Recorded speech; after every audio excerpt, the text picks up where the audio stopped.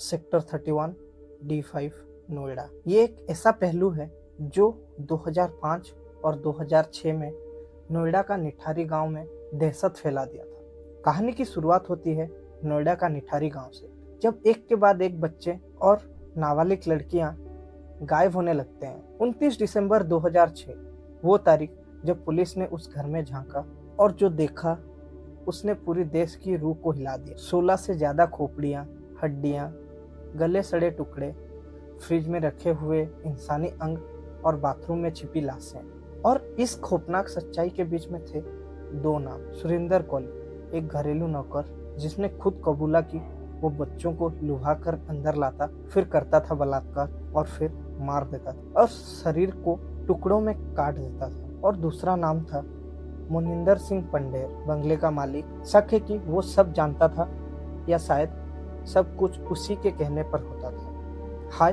मैं आपका होस्ट आशीष दास। आज हम उस हत्याकांड के बारे में जानेंगे जो सिर्फ जुर्म नहीं बल्कि इंसानियत का कत्ल है। ये है निठारी हत्याकांड, एक सीरियल किलिंग जहां मरने वाले रो नहीं पाए और मारने वाले सालों तक पकड़े भी नहीं गए। अब सवाल ये उठता है कि क्या कोहली अकेला था या कोई और पर्दे के पीछे बैठा सब देख रहा था। कहानी में आगे बढ़ने से पहले द क्राइम चैम्बर को सब्सक्राइब करना ना भूलें और बेल आइकन जरूर दबाएं ताकि आने वाले वीडियोस मिस ना हो। लाइक और शेयर उन दोस्तों को करें जो क्राइम स्टोरीज में इंटरेस्टेड है। निठारी एक छोटा सा गांव नोएडा के पश्चिमी दिशा में स्थित। मोनिंदर सिंह पंडे, सेक्टर 31 D5, बंगले का मालिक, एक सक्सेसफुल बिजनेसमैन जो जाना जाता था इंपोर्ट और एक्सपोर्ट बिजनेस के लिए। उसके परिवार चंडीगढ़ में रहते थे और ये यहाँ उसके नौकर सुरिंदर कौली जो एक गरीब परिवार से आया था।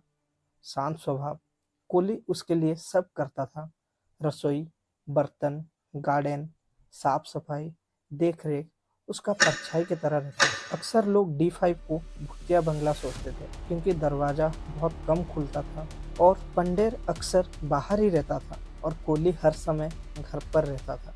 दिन बीतता गया और बच्चे गायब होने लगे।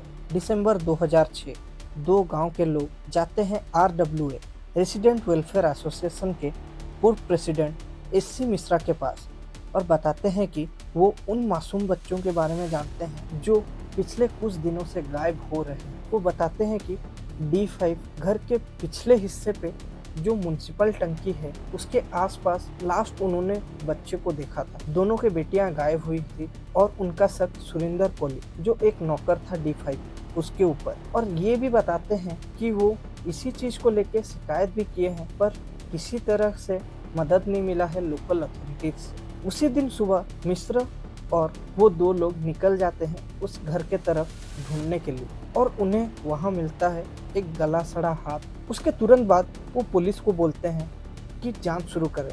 घबराए हुए माँ बाप अपने बच्चों की फोटो लेते हुए पुलिस स्टेशन जाते हैं। फिर जांच को जल्द से जल्द शुरू करने के लिए पॉलिटिकल और सोशल प्रेशर आती है तो पुलिस भी ना चाहते हुए भी पंडेर का D5 बंगलों की जांच करती है। जांच की शुरू से ही आसपास के लोग इकट्ठा होते हैं और सबके सामने कोठी की दरवाजा खोलते हैं। पुलिस और कुछ लोग अंदर जाते हैं और जो देखते हैं बिल्कुल हैवानियत होती है। घर से बच्चों की बैग, किसी का पर्स और किसी का खोपड़ी, बाथरूम से खून के धब्बे और कुछ गले सड़े लाशें। फिर घर के पिछले हिस्से पे जो नाली था पुलिस उसको ढूंढते हुए जाती है तो जो देखा वो वाकई ही खौफनाक और बेहद दर्दनाक मंजर था। टुकड़ों में कटे हुए छोटे छोटे हथेली, पाँव के टुकड़े, गले सड़े लाश और कुछ शरीर के दूसरी अंग। फिर जनवरी 2007 में इन्वेस्टिगेशन को आगे बढ़ाते हुए CBI को दे दिया जाता है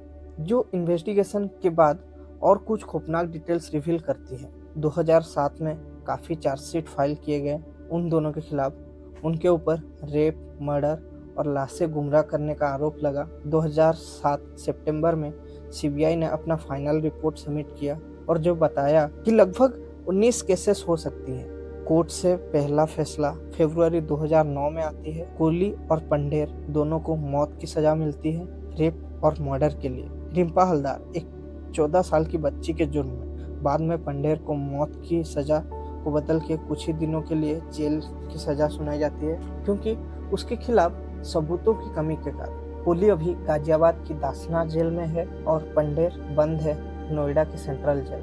और उसके वकील मनीषा भंडारी ने यह भी मीडिया को कहा कि आरोपी जल्द ही बाहर आए। और इस केस में सबसे ज्यादा चौंकाने वाली बात तो ये है कि पुलिस की लापरवाही के चलते कितनी मासूमों की जान चली गई। क्योंकि जब एफआईआर की कॉपी निकली तो पता चला कि 2005 से काफी एफआईआर दिए गए थे, लेकिन पुलिस किसी न किसी वजह से इन्वेस्टिगेशन को टाल देती थी। अगर वो उसी समय इन्वेस्टिगेशन करती तो इतनी मासूमों की बलि नहीं चढ़ता। इसी बात को लेते हुए आम जनता भी काफी गुस्से में थी और पुलिस पे पथराव भी की और बंगले को भी तोड़फोड़ कर दी और लॉ एंड ऑर्डर की धज्जियां भी उड़ा दी गई। सारे केसेस के टॉपिक और लोकेशन जो एफआईआर में लिखे हुए थे बिल्कुल मिलते जुलते थे। वो था D5, जो काफी स्वाभाविक है कि लोगों की गुस्से के कारण। अगर पंडेर एक गरीब परिवार से होता तो बिल्कुल उसको फांसी की सजा सुनाई जाती, पर पैसे वालों के लिए इस देश में कानून अलग ही थे, जो आपने भी किसी न किसी तरह से सामना किया होगा। परिवार आज भी इंसाफ का इंतजार कर रहा है और समाज बस भूल ही गया है। वो बंगले आज भी खड़े हैं, बंद, सुनसान, मगर चीखों से भरा। क्या उस दीवारों में अभी भी कहानियां बसी है, या फिर और भी ऐसे बंगले हैं जिनकी नालियों में खून और लाशें बहती है? ये थी कहानी निठारी किलिंग्स की, एक ऐसा सच जो आज भी अधूरा है।